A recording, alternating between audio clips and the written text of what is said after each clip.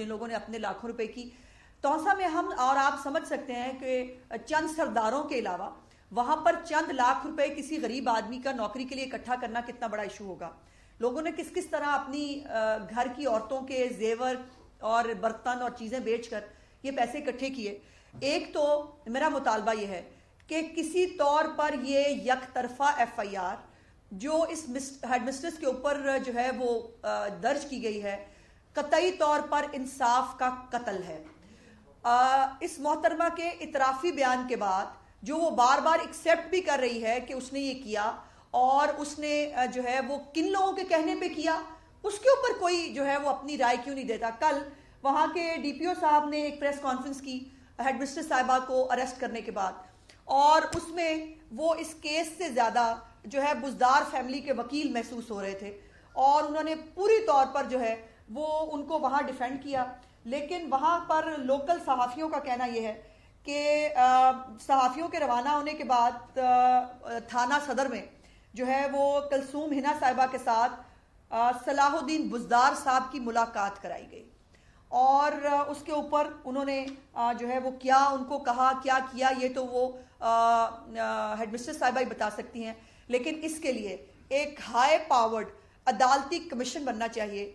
इस वक्त CM बुजदार और उसकी फैमिली की करतूतों को छुपाने के लिए ब्यूरोक्रेसी जिस तरह से इस्तेमाल हो रही है, जिस तरह से पुलिस जो है वो उनको फेवर करने की कोशिश कर रही है, उसके ऊपर एक खातून को बली का बकरा बनाकर जो है वो इंसाफ नहीं दिलाया जा सकता। पहला मुतालबा मेरा ये है कि तमाम तर मुल्जमान, जो एक मुल्जम आपने गिरफ्तार कर ली जो हेडमिस्ट्रेस हैं, उसके साथ जो बाकी उन्होंने 2-3 नाम लिए हैं मुबैना तौर पर, उन 2-3 नामों को फौरी तौर पर अरेस्ट किया जाए और उनको रिमांड के लिए जो है उनको मोहतरमा को जो है वो पुलिस के हवाले किया गया। रिमांड क्या होता है?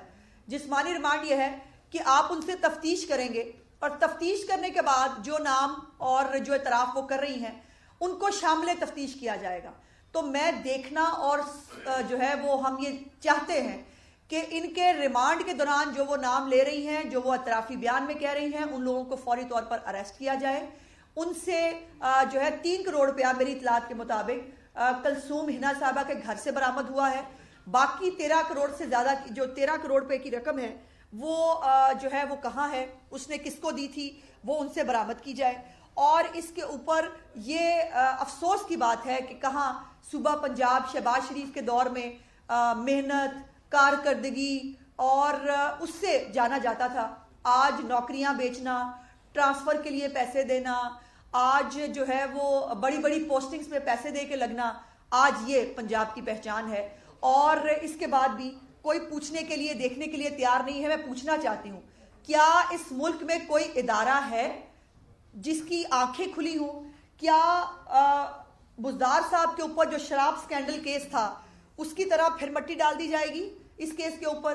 क्या आटा और चीनी स्कैंडल जिसके अंदर बुजदार साहब अपनी कैबिनेट समेत मरकजी मुल्जम हैं, जिन्होंने सब्सिडी भी दी और जो है वो चीनी बाहर भी भिजवाई और आटा जो है वो उनकी बाकायदा रिपोर्ट मौजूद है कि उन्होंने स्मगल कराया, उस पर मट्टी डाल दी गई, दोबारा मट्टी डाल दी जाएगी। शाहपुर कांजरा का जो मंडी है, मवेशी मंडी, उसका इतना बड़ा स्कैम सामने आया, उस पर मट्टी डाल दी जाएगी। और रावलपिंडी रिंग रोड जिसके अंदर अभी रिंग रोड बना नहीं था, उस पर अरबों रुपए की इनके वजीरों ने दिहाड़ी लगा ली, उसके ऊपर भी मट्टी डाल दी गई, दोबारा मट्टी डाल दी जाएगी। क्या इस मुल्क के अंदर कोई इदारा, कोई कानून नहीं है जो इमरान खान के माफियाज, उसके मददगार, उसके चमचे कड़छों की जो करप्शन है उसके ऊपर भी कोई नोटिस ले सके?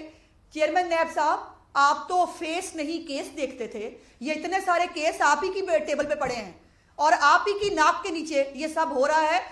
तौनसा में हाहाकार मची हुई है, लेकिन ना किसी इदारे को नजर आ रही है, ना किसी को सुनाई दे रही है, ना किसी को दिखाई दे रही है।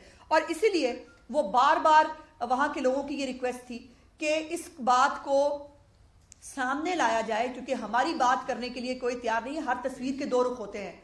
जब मैंने पिछली दफा बुजदार साहब से उनके जो एसेट्स हैं उनके बारे में सवाल किया तो मुझे इंफॉर्मेशन कमीशन ने जवाब दे दिया, और जवाब ही दे दिया। उन्होंने कहा कि जी आपको वो बुजदार साहब देंगे जवाब, हमारे पास तो आपके सवालात का जवाब नहीं है। جس کے اندر میں نے ملتان میں ان کے گھر بنانے کی بات کی، جس پہ ان کے ترجمان نے کہا کہ ان کا کوئی سرکاری گھر نہیں ہے، تو میں بھی تو یہی کہہ رہی تھی، سرکاری گھر کی بات ہی نہیں کی، میں تو ذاتی گھر کی بات کر رہی ہوں جس کے اوپر اربوں روپیہ لگایا گیا اور اربوں روپے سے خریدی گئی۔ اور یہ جو بزدار صاحب کی فیملی نے جو لٹ مچائی ہوئی ہے پنجاب کے اندر، اس کو کوئی کیوں دیکھنے کے لیے تیار نہیں؟ ہمیں تو بتایا گیا تھا بزدار تو بڑا شریف النفس آدمی ہے، وہ تو بڑے غریب آدمی ہے، وہ تو بڑے خدا ترس آدمی ہے۔ یہ ہوتی ہے خدا ترسی کہ آپ 45 لوگوں کو آپ نے چونا لگا دیا، آپ نے لوگوں کو فیک آرڈر جو ہیں، یہ آپ نے فیک آرڈرز جاری کرا کے دیے ان کو، اور یہ فیک آرڈرز جو ہیں لوگ لے کے گھر بیٹھ گئے، ان کو خیال تھا ان کو نوکری مل گئی ہے۔ اور اب تو ایک نیا کارنامہ بھی شروع ہونے لگا ہے، جو ہمیں رپورٹ ملی کہ اب جو بلدیاتی الیکشن سے پہلے سرکاری ملازمتوں کا کوٹا جو ہے وہ پی ٹی آئی کے ممبران اسمبلی کو بھی دیا جائے گا، وہاں پہ بھی یہی ہوگا۔ اور یہ جو ٹائیگر فورس کے اوپر بھی جو لسٹیں بنائی گئی تھیں اور دی گئی تھیں، وہاں پہ بھی یہی ہوا تھا۔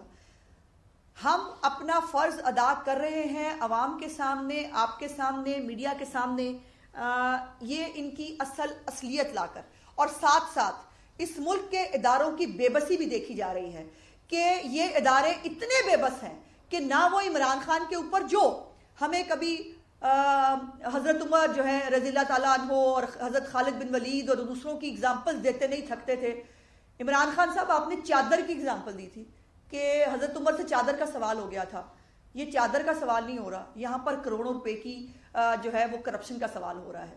لیکن کیا اس پہ دوبارہ مٹی ڈال دی جائے گی؟ میں جو متاثرین ہیں اس جاب سکینڈل کے، میں ان کو آفر کرتی ہوں کہ وہ لاہور تشریف لائیں، اور میں ان کے ساتھ خود جا کر نیب کے اندر یہ درخواست جمع کرا کر، مجھے معلوم ہے شراب سکینڈل کی طرح، باقی سکینڈلز کی طرح چیئرمین نیب صاحب کی ظاہرہ نوکری سٹیک پہ پہلے ہی لگی ہوئی ہے، وہ بہت مجبور ہیں، لیکن باقی ادارے کیا کر رہے ہیں؟ ہمارے لیے تو جو گناہ نہیں تھے اس کے اوپر جو ہے وہ سزا دے دی گئی۔ نواز شریف صاحب کو بیٹے سے خیالی تنخواہ پہ جو ہے وہ نااہل کر دیا گیا۔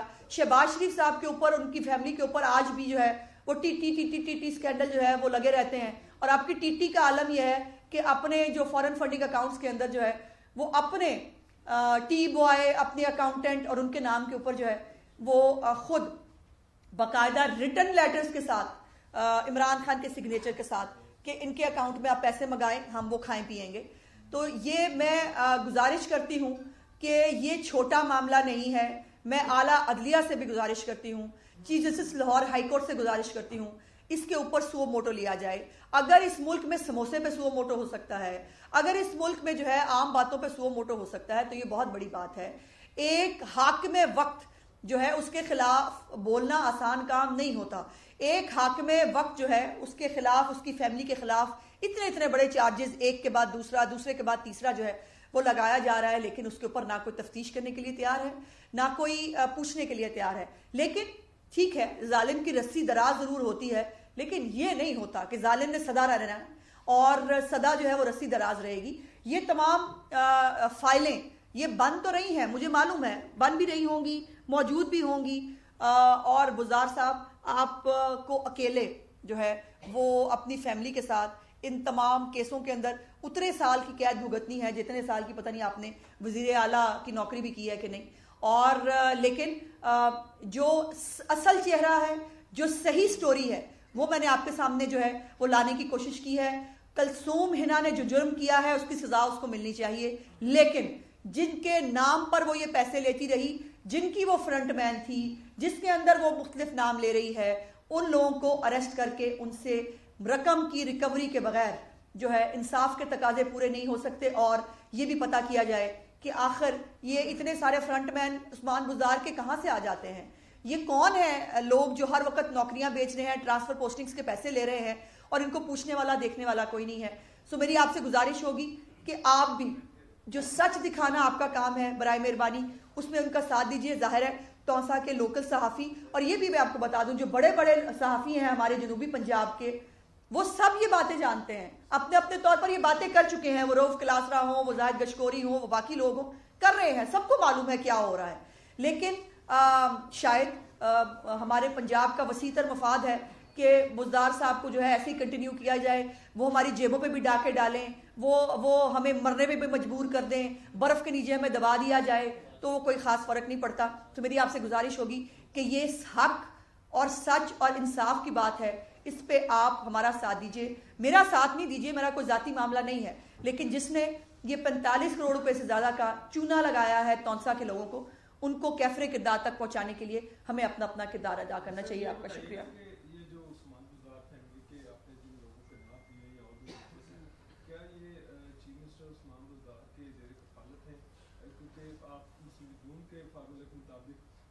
جیسے سلمان شہباز حسن حسین یہ کفالت میں نہیں ہے میاں نواز شریف و شہباز شریف کے, لہذا وہ اپنے جرائم کے خود جواب دہ ہیں, تو یہ ان کی زیر کفالت ہے؟ بات زیر کفالت کی نہیں ہے, بات ان کو آفس استعمال کرنے کی ہے. اگر سلمان شہباز یا حمزہ شہباز کے اوپر یہ الزام ہو کہ انہوں نے سی ایم کا آفس استعمال کیا اور سی ایم کا آفس استعمال کر کے فیک ملازمت کے آرڈر نکلوانا اور بات ہے, اور ان کے کاروباری معاملات پہ سوالات اٹھانا اور بات ہے.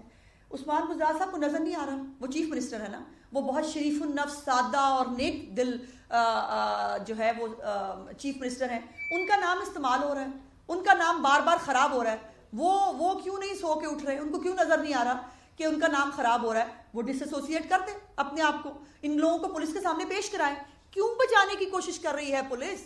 سوال یہ ہے کہ اگر یہ زیر کفالت نہیں ہے, ان کا کوئی لینا دینا نہیں ہے, تو کیوں بلایا جاتا ہے کلثوم ہنا کو 7 کلب کے اوپر اور 5 کلب کے اوپر, اور کیوں بلا کر جو ہے وہ کیوں ساری پولیس جو ہے اس وقت بزدار فیملی کو جو ہے وہ پروٹیکٹ کرنے کی کوشش کر رہی ہے؟ وہی فارمولا جو آپ کہہ رہے ہیں وہ اپلائی کریں.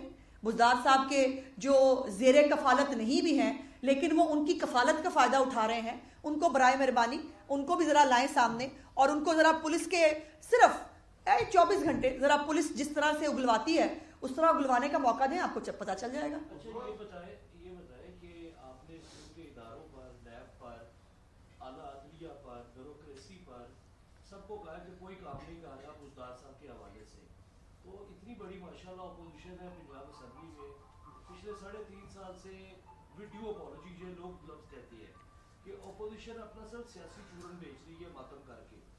آپ بھی پریکٹیکل کچھ کرنے کو تیار نہیں, صرف 7-8 ووٹوں کا فرق ہے, آپ انہیں رخصت کرنے کو تیار نہیں, اور پچھلے 3.5 سال آپ کو سیاسی چورن بیچتے ہو گیا.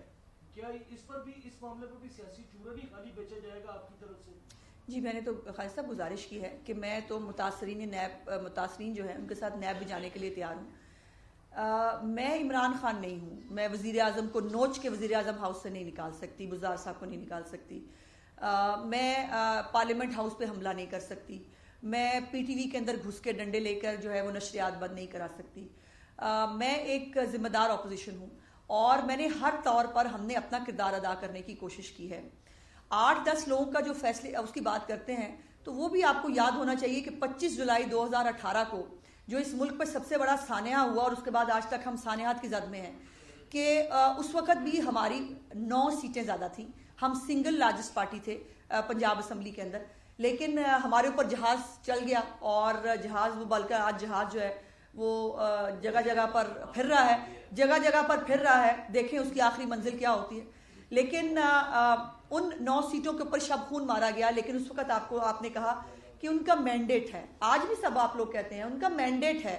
تو جب ہمارا مینڈیٹ تھا وہ چوری ہوا, وہ نہیں فرق پڑا.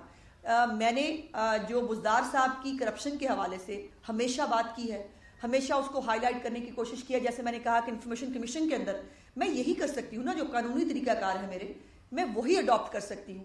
آج یہ جو متاثرین کی آواز ہے وہاں پر نہیں سنائی دی جا رہی, اس ایک خاتون کو بلی کا بکرا بنایا جا رہا ہے, اس کی آواز میں بلند کرنے کی کوشش کر رہی ہوں.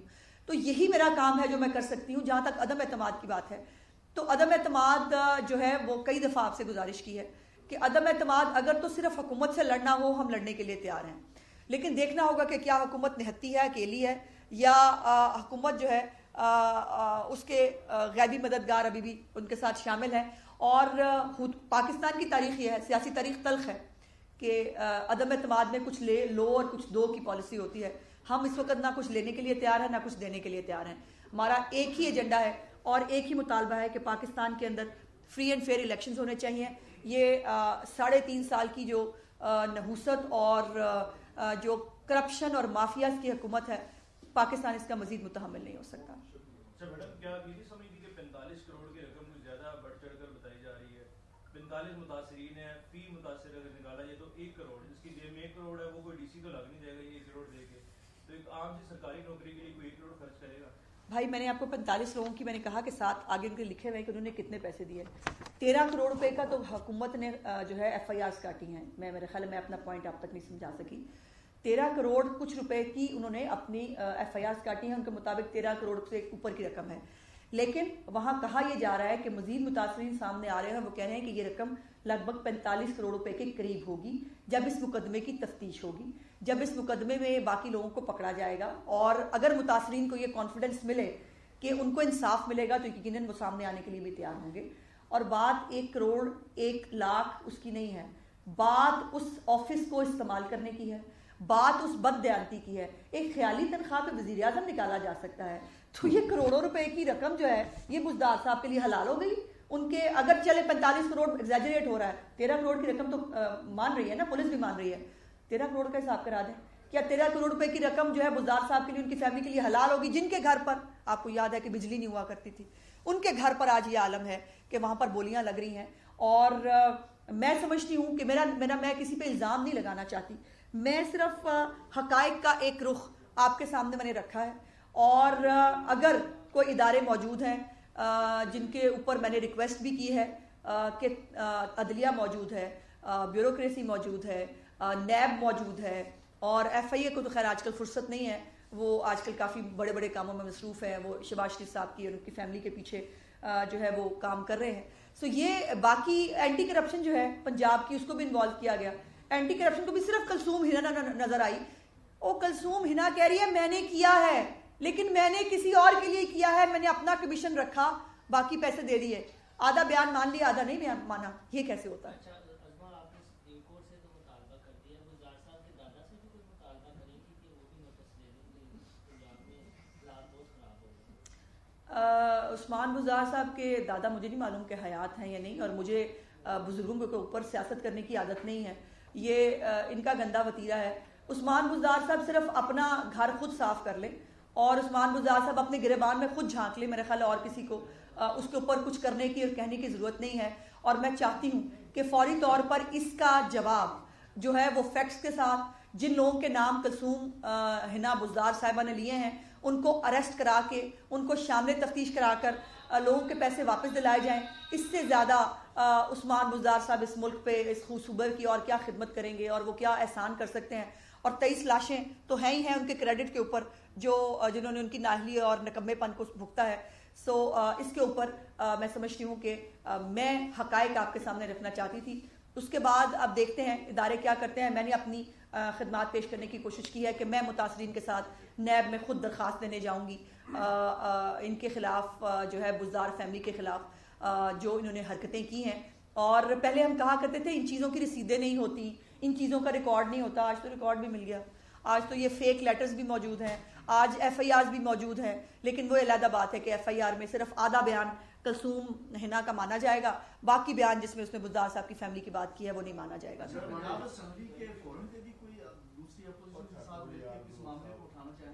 जी मैं बिल्कुल करेंगे जी, हर जगह पे करेंगे। अभी हमने रेक्विजिशन दी हुई है सानेहा मरी के हवाले से, और उसके ऊपर होपफुली कुछ दिनों में इजलास कॉल हो जाएगा। उसमें सानेहा मरी भी बहुत बड़ा सानेहा है। देखिए ये पैसों के मामलात ये सब चलते रहेंगे, ये इसके ऊपर हम बात करेंगे, यकीनन इसका जवाब भी लेंगे।